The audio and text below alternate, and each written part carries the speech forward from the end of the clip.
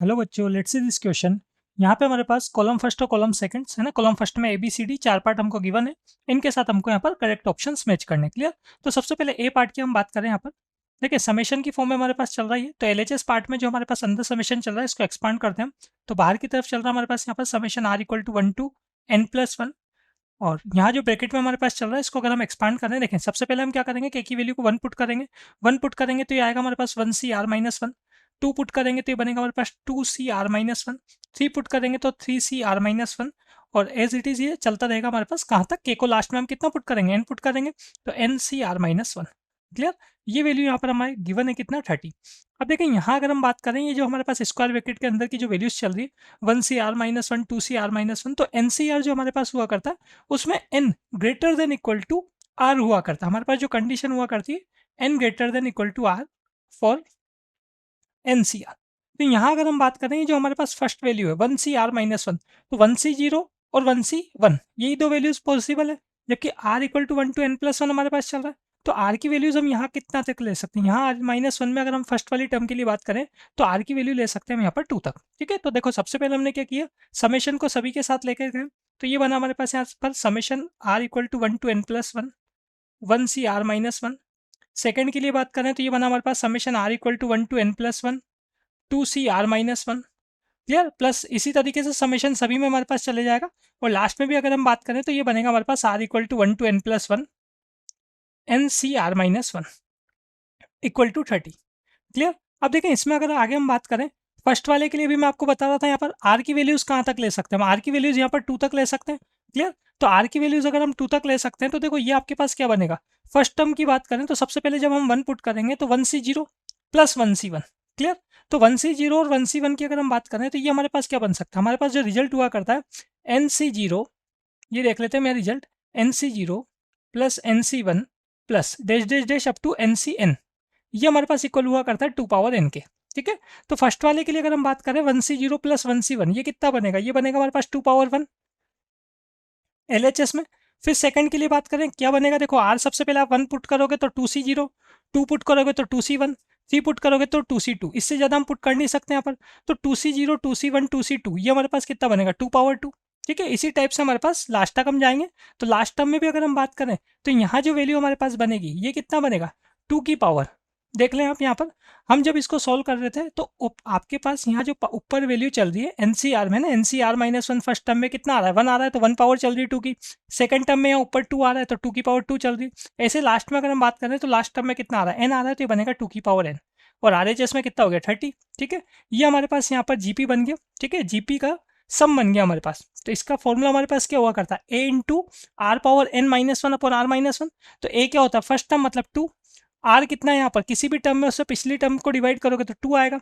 तो are power n-1, तो 2 power n-1 upon r-1 मतलब 2-1 इक्वल टू 30। डिनोमिनेटर में बन जाता है हमारे पास 1 यहाँ पर। क्लियर।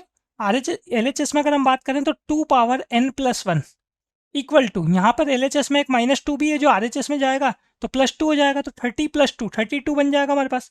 32 की अगर हम बात करें तो ये कितना होता है 2 पावर 5। क्लियर। तो इसका मतलब हमारे पास अगर हम बात करें तो 2 पावर n+1 जो है इक्वल हो गया किसके 2 पावर 5 के।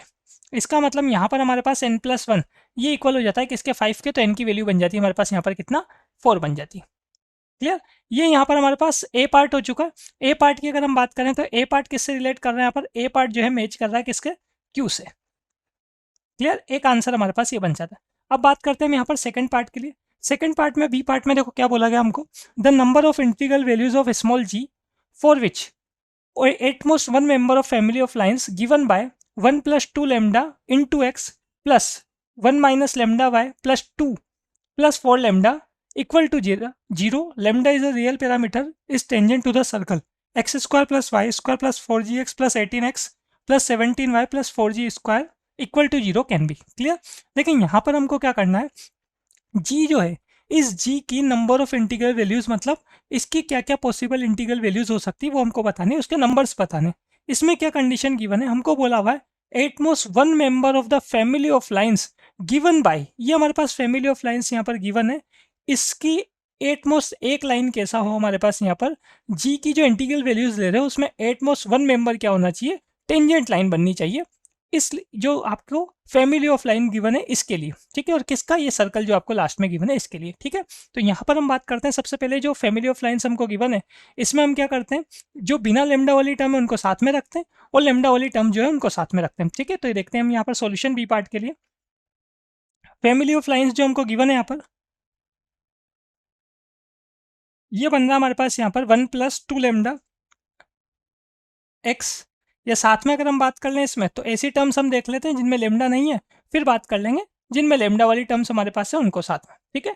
तो इक्वेशन क्या बनेगी देखते हैं हम यहाँ पर। देखिए सबसे पहले हम बात करें यहाँ पर, हमारे पास चल रहा है एक तो x + y + 2, ठीक है।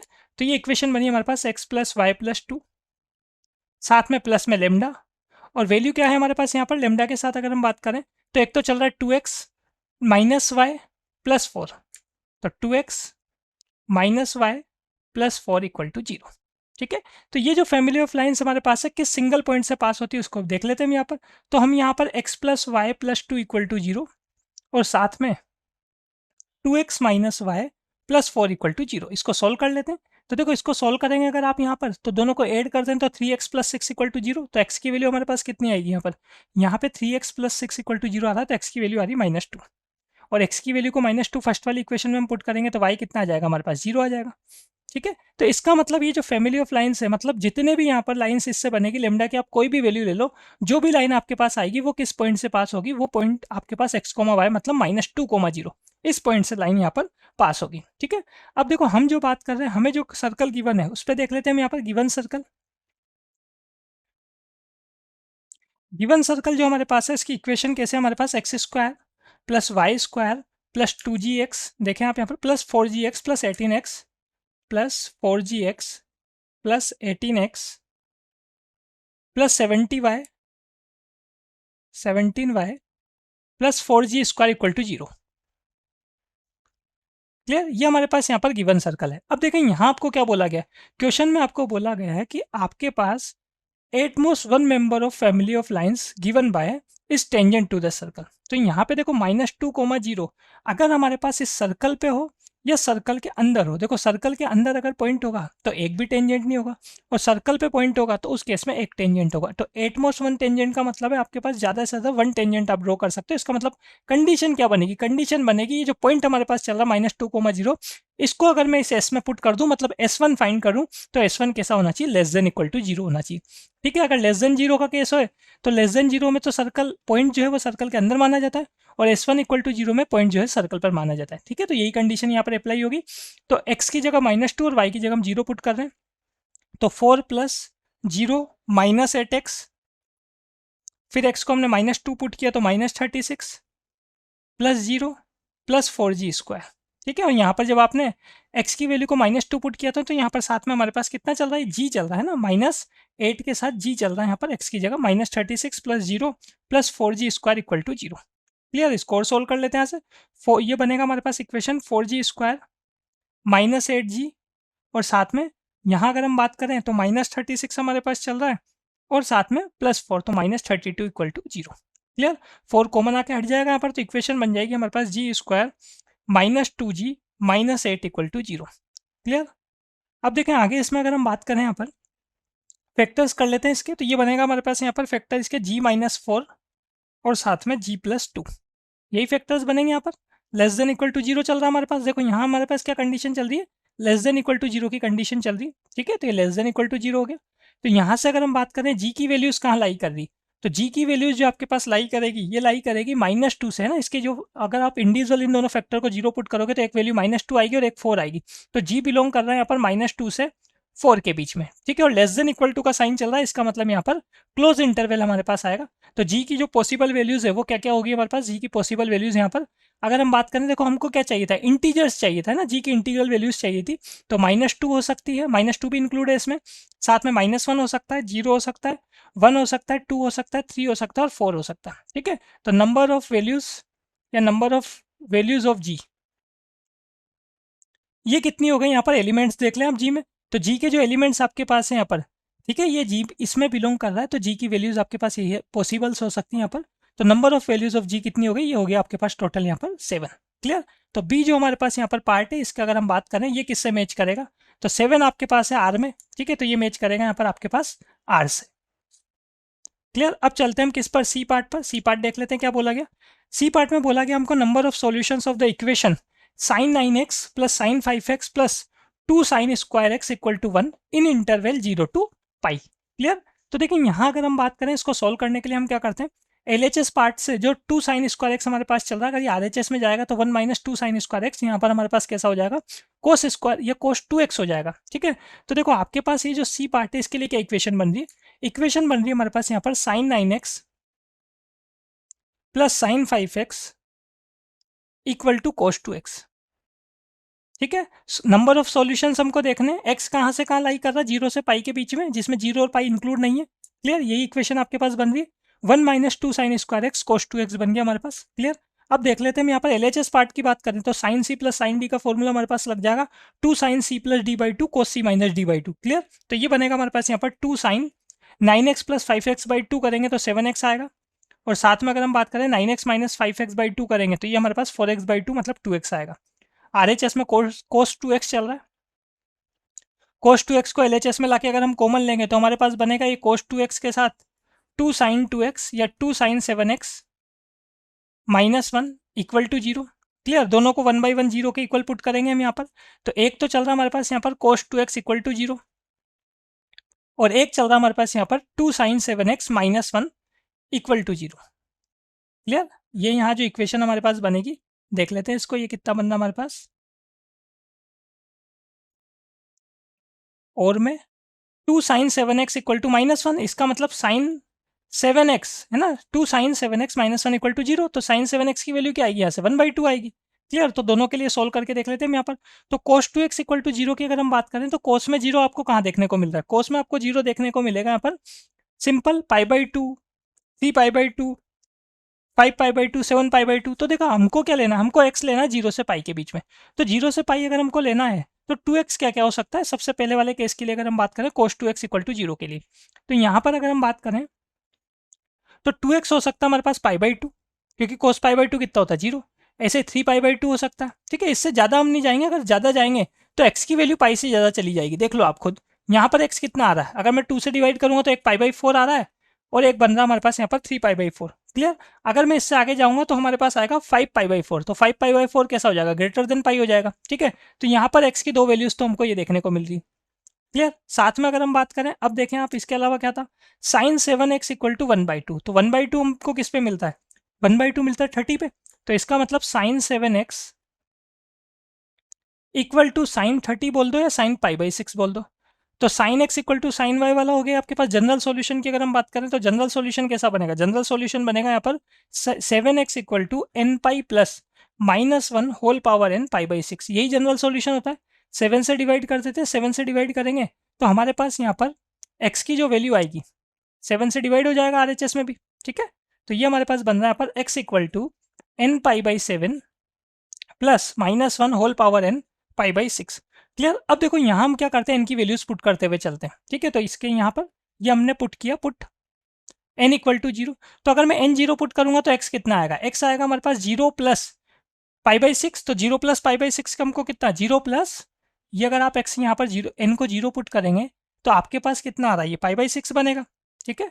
0 प्लस, और देखो 7 आपने डिवाइड किया था तो 7 यहाँ 6 से भी तो मल्टीप्लाई होगा π/6 के साथ, है ना, तो 7 मल्टीप्लाई होगा तो 42 कर लेते हैं हम, 6 इंटू 7 कितना हो जाएगा 42 हो जाएगा आपके पास। क्लियर। तो ये बन गया हमारे पास यहाँ पर 42। तो x अगर हम यहाँ पर n को अगर 0 पुट कर रहे हैं तो x आ रहा है 0 प्लस π/12, तो x की वैल्यू होगी यहाँ पर π/12, तो π/12 जो है 0 से पाई के बीच में है। ठीक है। तो इसका मतलब एक वैल्यू ये हो गई आपके पास। ऐसे हम n1 पुट करेंगे, तो n1 पुट करेंगे तो हमारे पास आएगा π/7 माइनस π/12। ठीक है। -1 हो जाएगा ना, तो माइनस π/12, तो ये वैल्यू जो हमारे पास आएगी यहाँ पर, ये बनेगी यहाँ पर हमारे पास x इक्वल टू 5π/12। तो ये भी किस में है, 0 से पाई के बीच में लाई कर रहा है। ऐसे हम n2 पुट करेंगे, 2 पुट करेंगे तो x की जो वैल्यू हमारे पास आएगी ये आएगी 13π/12। n को 4 पुट कर रहे हैं हम, या 3 पुट कर रहे हैं पहले। ठीक है। तो n को अगर हम यहाँ पर 3 पुट करेंगे तो ये बनेगा हमारे पास 3π/7 माइनस π/12 π/42। तो ये जो x की वैल्यू यहाँ पर हमारे पास बनेगी n इक्वल टू 3 के लिए, ये बनेगी यहाँ पर हमारे पास 17 पाई बाई 12 या 42, ठीक है। साथ में यहाँ जो आपने इससे ऊपर सोल्व किया यहाँ भी कितना चल रहा है, 42 चल रहा है। n इक्वल टू 4 के लिए अगर हम बात करें तो x की जो वैल्यू बन रही है ये बन रही है 25 पाई अपॉन 42, ठीक है। ऐसे हम n इक्वल टू 5 के लिए भी देख लेते हैं। 5 अगर आप पुट करेंगे तो x की वैल्यू आपके पास कितनी आएगी, ये आएगी 29 पाई बाई 42। देखो सिंपल सी बात है, हम कहाँ तक चलने वाले हैं, हम चलने वाले हैं जब तक हमारे पास पाई से या 0 से पाई के बीच में x मिल रहा है। Clear. n equal to 6 put किया हमने, तो यहाँ पर x की वैल्यू क्या आ रही है हमारे पास 35 पाई बाई 42, ठीक है। 7 पुट किया, 7 पुट करेंगे तो यहाँ हमारे पास आएगा ये 41 पाई बाई 42। अब x की अगर यहाँ n को अब मैं 8 पुट कर दूंगा तो x की वैल्यू पाई से ज़्यादा चली जाएगी, है ना। तो x जो है 0 से पाई के बीच में होना चाहिए, क्वेश्चन में क्लियरली गिवन है। तो अब देख लेते हैं हम यहाँ पर नंबर ऑफ सॉल्यूशंस हमारे पास कितने हैं। क्वेश्चन में क्लियरली हमको यही बोला हुआ है, देख लें आप, यहाँ पर बोला हुआ है नंबर ऑफ सॉल्यूशंस, ठीक है। तो नंबर ऑफ सॉल्यूशंस हम काउंट कर लेते हैं, देख लें। ये 1 2 x की वैल्यूज, दो वैल्यूज तो यहाँ पर आ गई हमारे पास, और यहाँ पर 0 से लेकर 7 तक, मतलब ये कितनी हो गई, 8 वैल्यूज हो गई। तो नंबर ऑफ सॉल्यूशंस की अगर हम बात करें यहाँ पर, तो ये कितना हो जाता है हमारे पास 2 + 8, मतलब टोटल 10 हो गया, ठीक है। तो सी पार्ट जो हमारे पास है इसका आंसर देख लेते हैं हम यहाँ पर। 10 हमारे पास आ रहा है, तो 10 किस में आ रहा है, एस में देखने को मिल रहा है, मतलब सी किस से मैच कर रहा है, सी मैच कर रहा है यहाँ पर एस से, ठीक है। अब लास्ट हम बात कर लेते हैं डी पार्ट के लिए, क्या बोला गया देखें डी पार्ट में। If the roots of the equation x² + ax + b equal to 0 where a, b belong to capital R 1065 and 1070 then a + b equals to, clear. तो देखो क्वाड्रेटिक इक्वेशन आपके पास है, क्वाड्रेटिक इक्वेशन में हम सम of roots और multiplication of roots के result जानते हैं। सम ऑफ रूट्स सबसे पहले अप्लाई करते हैं हम, यहाँ पर देख लेते हैं। ये जो हमारे पास डी पार्ट है, रूट्स क्या क्या है, 1065 और 1070, तो 1065 + 1070, ठीक है। हमारे पास फॉर्मूला हुआ करता है -b/a, तो -b, b क्या होता है, x का कोफिशिएंट, तो यहाँ x का कोफिशिएंट a है, तो -b/a, और a क्या होता है, x² का कोफिशिएंट, यहाँ पर x² का कोफिशिएंट क्या चल रहा है, 1 चल रहा है, तो ये वैल्यू आएगी 1। तो ये तो हो गया sum of roots, and standard result है हमारे पास ये multiplication of roots. Multiplication of root होता है हमारे पास c/a, तो c/a, c की जगह यहाँ क्या चल रहा है, b जो कॉन्स्टेंट होता है वो c होता है, और a क्या है, a अभी हमने देखा यहाँ पर 1 है, ठीक है। तो ये वैल्यू हमारे पास c आ रही है यहाँ पर, या सिंपल अगर हम बात करें c/a फॉर्मूला होता है, c की जगह यहाँ पर b चल रहा है, देखें आप, ठीक है। c की जगह हमारे पास यहाँ पर क्या चल रहा है, b चल रहा है, क्लियर। सम ऑफ रूट्स हमने अप्लाई कर दिया, मल्टीप्लीकेशन ऑफ रूट्स हमने अप्लाई कर दिया। अब देखें इसके आगे अगर हम बात करें 65 और 70, इनका जो सम हमारे पास है ये क्या हुआ करता है, ये होता है हमारे पास 135। हमने 10a + b का फॉर्मूला अप्लाई किया, देखें 1065 + 1070, ठीक है। ये 1065 प्लस में है ना, ये 10 में आपके पास आगे नहीं लेंगे हम इसको, इसी के साथ ऐड कर देते हैं यहाँ पर, ठीक है। तो ये बनेगा हमारे पास 1065 + 70, 10a + b, 10a + b equal होता है हमारे पास 10a + 10b upon 1 - 10a 10b, ठीक है। तो देख लेते हैं हम यहाँ पर कैसी वैल्यूज आएगी, 135 हो जाएगा, 135 LHS में, ठीक है। तो 135 की वैल्यू हमारे पास -1 हुआ करती है। RHS में देखो ऊपर जो आपके पास चल रहा है ये -a आया अभी आपके पास, ठीक है यहाँ पर, और ऐसे डिनोमिनेटर में 1 माइनस ये कितनी वैल्यू आई है, ये आई है हमारे पास यहाँ पर b, क्लियर। इसको और सोल्व करेंगे हम यहाँ पर, 1 - b को LHS में लेके आएंगे तो b - 1 इक्वल टू -a हमारे पास आ जाएगा। तो ये बन गया हमारे पास यहाँ पर a + b, a + b की जो वैल्यू हमारे पास बन रही है यहाँ पर, ये बन रही 1, ठीक है। तो डी ऑप्शन यहाँ पर किससे मैच कर रहा है ये हम देख लेते हैं, ठीक है। तो 1 हमारे पास p में चल रहा है, तो डी ऑप्शन यहाँ पर मैच कर रहा है किसके साथ, p के साथ, क्लियर। तो सभी हमारे पास यहाँ पर क्वेश्चन जो इसके पार्ट थे वो सभी सॉल्व हो चुके हैं, क्लियर। Best of luck.